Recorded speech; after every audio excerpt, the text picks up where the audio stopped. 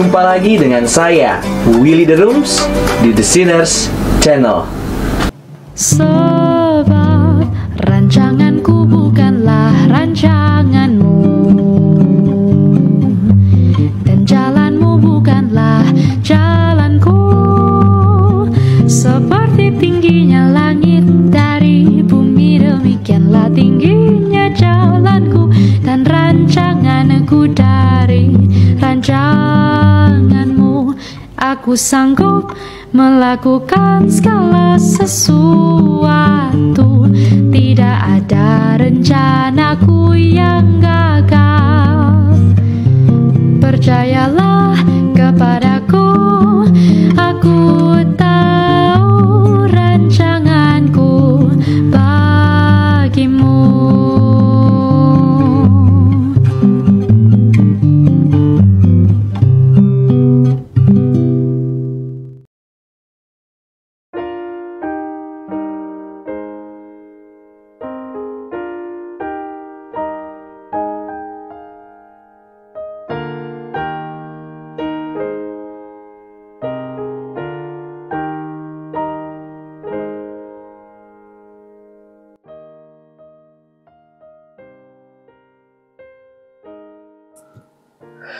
Kenapa Tuhan sudah mati di kayu salib harus naik ke surga dulu, lalu nanti datang kedua kali? Kenapa tidak langsung disempurnakan saja dunianya kayak nanti dalam kedatangan kedua? Kenapa harus kayak digantungin dulu? Apakah Alkitab membahas dunia akan semakin hancur dan hancur setiap harinya sampai kepada akhir zaman? Jika iya, berhubungan dengan pertanyaan sebelumnya, kenapa Tuhan harus membiarkan dunia semakin hancur setiap harinya baru disempurnakan nanti pas kedatangan kedua? Kenapa tidak langsung pas mati di kayu salib sekalian penyempurnaan dunia saja?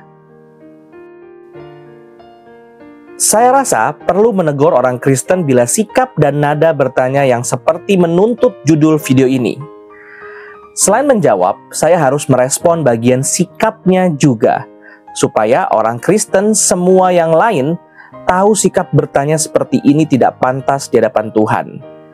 Kalau saudara datang kepada Tuhan, kepada Alkitab seperti anak manja yang kurang ajar, yang take for granted kasih ayah ibunya, anak ini mau dijawab seperti apapun akan salah. Komunikasi manusia itu dua arah, saudara. Tentunya waktu saudara menjawab, jawaban yang diberikan harus tepat. Namun sikap menerima jawaban itu pun harus tepat. Tidak ada gunanya saudara dapat kuliah dari dosen yang paling hebat kalau saudara mendengarkannya dengan leye-leye, males-malesan. Sikap ini penting. Saudara, jangan datang kepada Tuhan kayak begitu, dengan kenapa harus begini, kenapa harus begitu. Saya mau tanya, kenapa saudara tanya kayak begini? Kenapa Tuhan harus ikut caramu? Kamu itu Tuhan di atas Tuhankah sehingga dia harus menunduk di bawahmu? Kamu pikir kamu lebih bijaksana daripada Tuhan, maka kamu tahu harus caranya kayak apa? Nggak gini Tuhan, harusnya kayak gini dan sebagainya. Ini sikap yang tidak beres di hadapan Tuhan. Ini sikap yang take for granted bijaksana dan kebaikan Tuhan selama ini bagimu. Seorang teolog bernama N.T. Wright berkali-kali mengatakan, saya paling takut ketika orang mengatakan harusnya Tuhan bla bla bla bla bla. Dia paling takut orang mengatakan itu.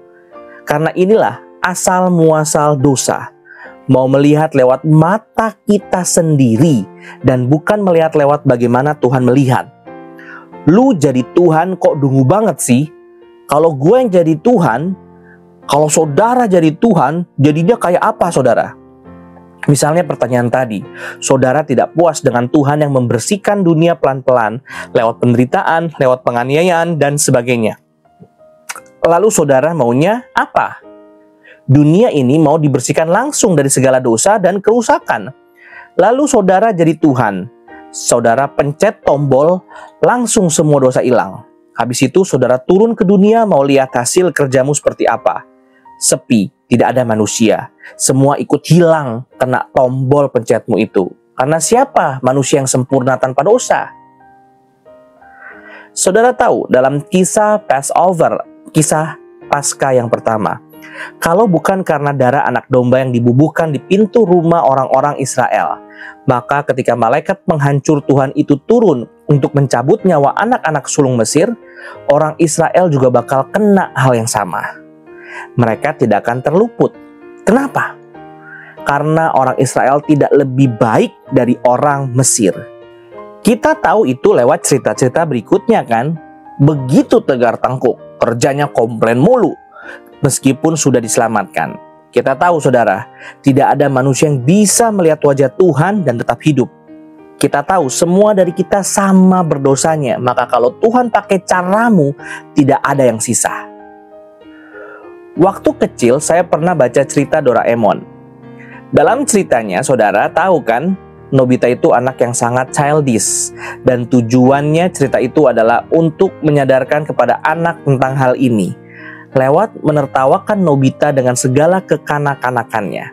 Misalnya, dalam salah satu ceritanya, Nobita kesal pada mamanya, Suneo kesal pada Giant, dan lain-lain. Lalu Nobita diberikan sebuah tombol oleh Doraemon. Ini namanya tombol diktator. Kalau kamu sebal pada orang, kamu tinggal pencet ini lalu orangnya hilang. Nobita senang, wah dapat barang bagus. Lalu mulailah ketika Mama Nobita teriak suruh dia membersihkan rumah, membersihkan kamar. Nobita sebal, dia pencet tombolnya dan Mama hilang. Setelah itu dia pergi main dengan temannya.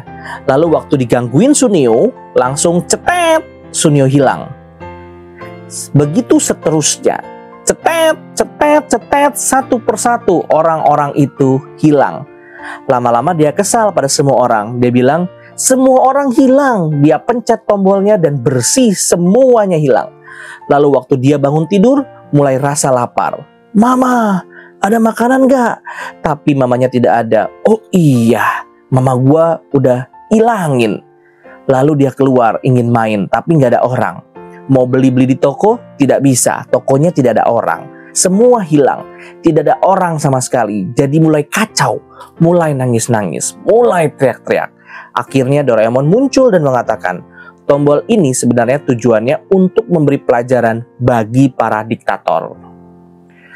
Saudara lihat poin ceritanya ya. Semua jalan instan seperti itu, yang ini hilang aja, hilangin aja, hilangin aja, hapus aja, adalah solusi-solusi kekanak-kanakan, solusi childish yang tidak appreciate kompleksitas kehidupan. Saudara pikir segampang itu membuang dosa dari hidup ini? Saudara pikir saudara lebih bijaksana daripada Tuhan, maka bertanya seperti ini. Saudara, sikapmu harus dibereskan di hadapan Tuhan. Allah menciptakan manusia bukan sebagai robot. Allah memberikan kepada kita kehendak bebas untuk mengasihi, dan itu sebabnya juga ada kehendak yang genuine. Kita diberikan kebebasan untuk memberontak, bukan cuma untuk taat. Inilah kebebasan yang genuine. Ini bukan paksaan, dan dari awal seperti itu. Itu sebabnya yang amazing adalah ketika kita memberontak, Tuhan tidak simply pencet undo reset. Tuhan mengikat dirinya dengan keputusannya itu. Tuhan mengikat dirinya berkomitmen dengan aturan main yang Dia sudah ciptakan.